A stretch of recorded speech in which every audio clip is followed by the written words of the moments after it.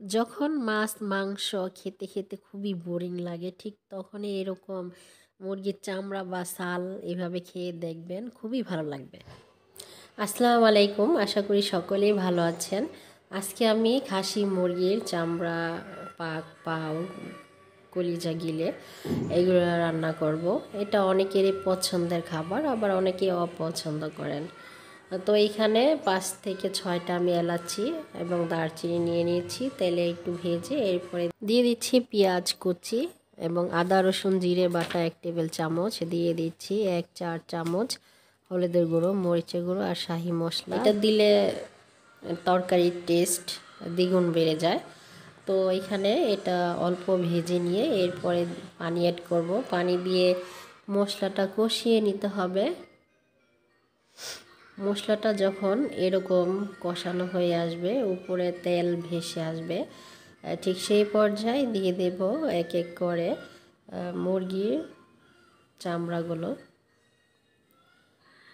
আর পাটা তো একটু বড় সাইজে, এই কারণে এটা ছোট করে পিস পিস করে কেটে নেওয়া হয়েছে।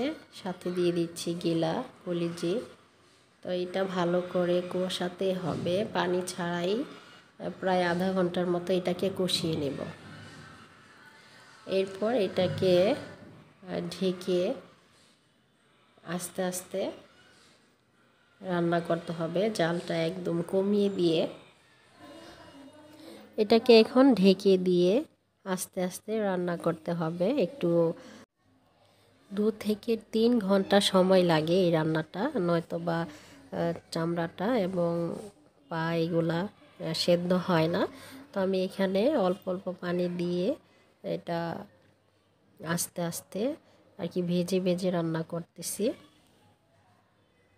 তো এরকম ভাজা হয়ে যাবে, যখন এরকম একটা লোক চলে আসবে, ঠিক সেই পর্যায়ে বুঝবেন আপনার রান্নাটা হয়ে গেছে। এটা গরম ভাতের সাথে কিংবা খিচুড়ির সাথে খেতে খুবই ভালো লাগে। তো আপনারা বাসায় এইভাবে ট্রাই করবেন। সবাই ভালো থাকবেন। আর আমার রান্নাটা যদি ভালো লেগে থাকে অবশ্যই চ্যানেলটাকে সাবস্ক্রাইব করবেন।